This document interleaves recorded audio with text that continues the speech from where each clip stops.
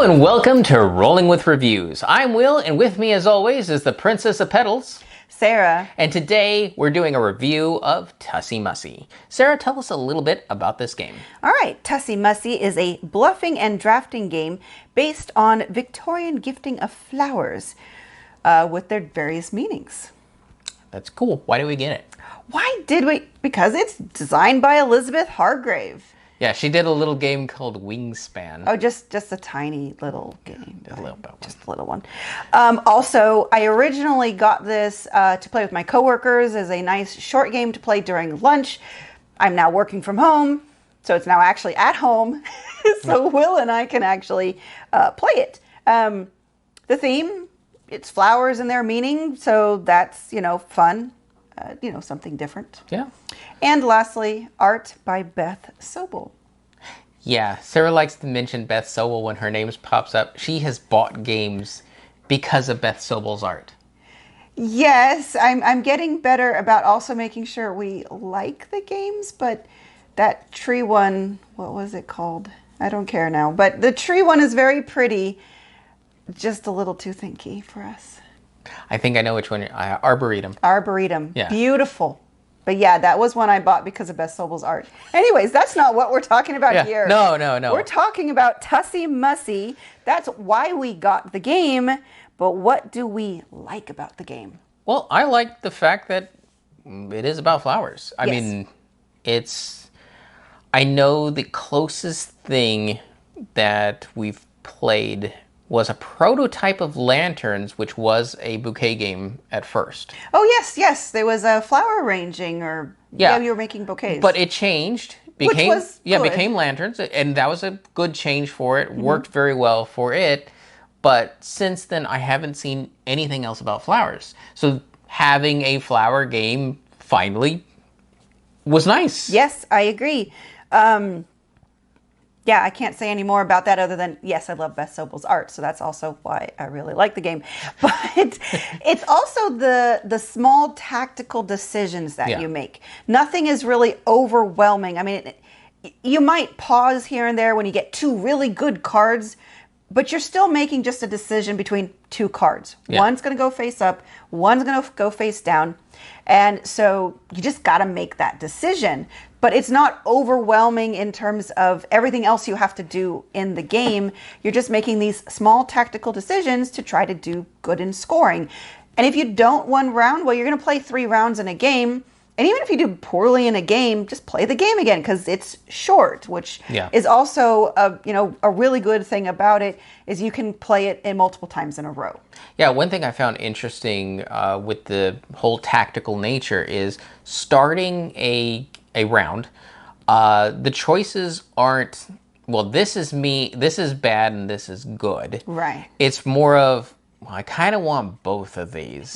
Yeah. But which one do I want more? And as your bouquet and keepsakes start developing, whether they're face up or face down, then cards become definitely better for you or definitely worse. So it even has a little emerging complexity just within a basic round. That's true. That's very true. And we talked about this in our 2-player video. For 2 players, the bluffing / mind game aspect is really strong, and I really enjoy it because it doesn't require you to lie, which is what I usually don't like about most bluffing games, or where you have to keep something hidden. This is more of a mind game of, okay, is Will going to take the face down? Is he going to take the face up? I want this card, but I don't want this card. So is it better for me to put it face up? Or is it, so you've got these little tricksy moments, but it's an enjoyable, again, small bite sizes. So it's not so overwhelming. Yeah, it's almost the taste of, well, I clearly can't take the card in front of me because, given the various meanings, and you have a little Princess Bride poison cup moment. Yeah, that's an interesting comparison, but yeah. However, that part is a little bit gone when it comes to more players. That's true. So it becomes more of a basic, and I don't mean basic in the wrong way, just a more straightforward drafting game in just trying to get the best cards. Right.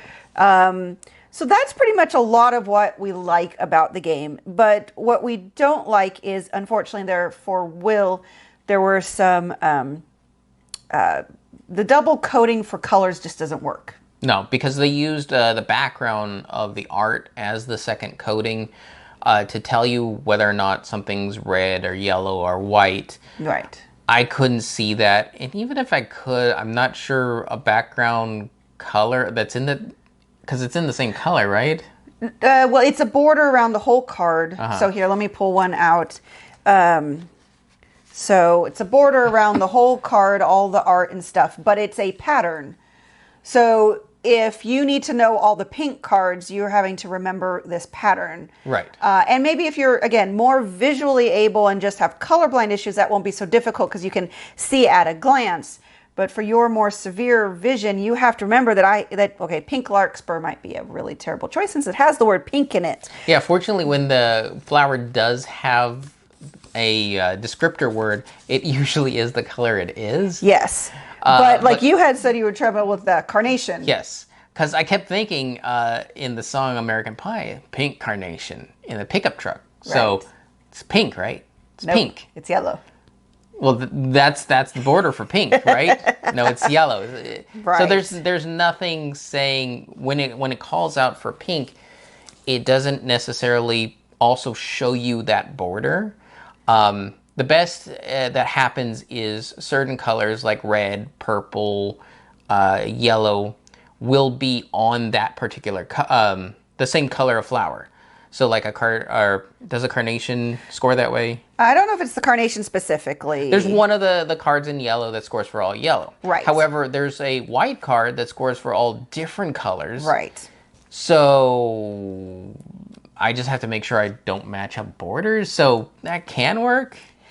Yeah, like I said, for most people with your, I won't say basic, but your simpler colorblind issues without other complicating vision issues, it works probably really well.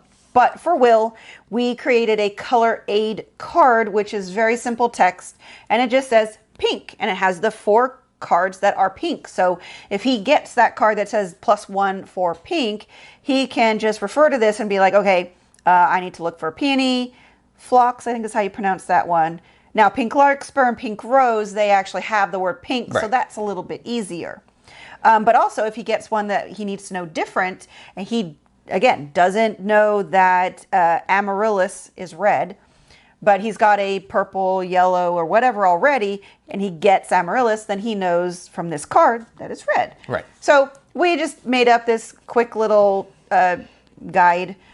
Did post it on Board Game Geek. It's at the recording of this, still waiting to be approved, but hopefully it is nothing offensive about it. So hopefully it'll get so offensive. So offensive. So hopefully if anyone else is having some issues where the pattern is not working for you, then maybe the color aid card will. Yeah. And then the only other thing that's a bit of a bummer for us, again, because of Will's severe vision issues, he needs to use his assistive device, which is a big giant machine in the office. This will not be a portable game for us. I know a lot of people that love, I mean, that's the whole point of the wallet games from Button Shy, which are amazingly brilliant, by the way, is that you can put it in your purse. I know one person who talked to me and said they always put and leave Tussie Mussie in their purse. It's a permanent place in their purse. So that's kind of the downside for us. Right. I think that, I mean, other than the double coating didn't work for you and we have to play it at home only, it's the only negatives for the game. And considering the fact that you weren't even buying it for us. No, I wasn't. I was buying it for my coworkers so that we could play it during lunch. Yeah. So I mean, it's nice that we get a game that does work for us, even though it wasn't the intended play situation. Right.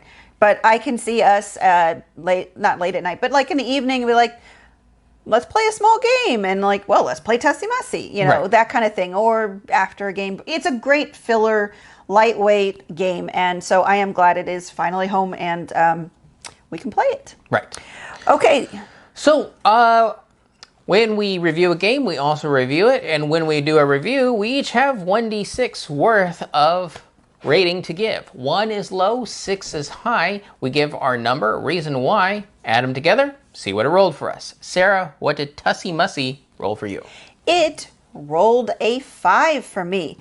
I just like it a lot. I mean, I'll say it. I love it. I mean, it's not like going to be the best because, again, with the challenges you have playing it, it's not a 6 just because we can't really easily play it anytime. This would be the kind of game I would love to have in my purse. And when the pandemic is not so much of an issue and we actually go out for dinner, this would be the kind of game I'd love to have in my purse for us to play while we're waiting for food.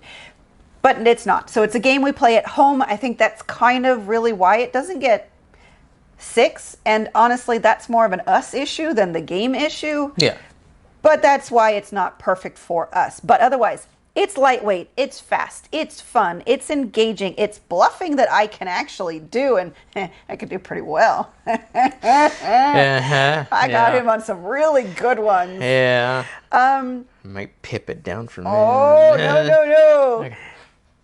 And it's pretty. I'm sorry. I love Beth Sobel's art. So it's a great design from Elizabeth Hargrave and beautiful art from Beth Sobel, and Button Shy's just knocked it out of the park with this one. So, okay, so for me, I give it a 4. It's, like Sarah said, it's all around a good, nice filler game. I'd say my only detractor from it is the fact that it's a filler game that I wouldn't want to play over and over and over and over and over again in one sitting. Because I played many filler games, was like, well, let's just play one more. Let's just play one more, and let's just play one more. And that makes those type of games a little bit more variable, where they could easily turn into a bigger experience. After a game or two of Tussie Mussie, I can see myself, okay, I'm ready to move on to something else. Now, that may actually be very helpful for someone that has a very addictive personality. I was like, no, let's go back to the Tussie Mussie, and you never get to the big giant game.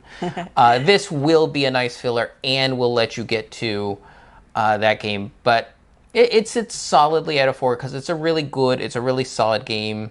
It's very tight. It's pretty, like Sarah says. He trusts me on that. I trust her on that.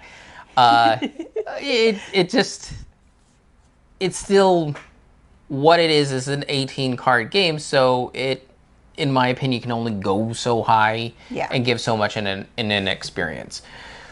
That's just how I feel. No, it's how you feel. That's why we rate it. So, but for a little tiny wallet game, scoring 9 out of 12, it's pretty darn good. That is very good. That is extremely good.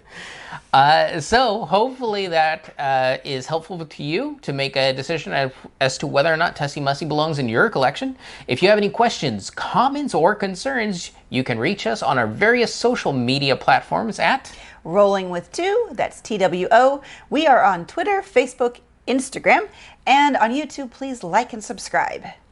And we've been Rolling with Reviews.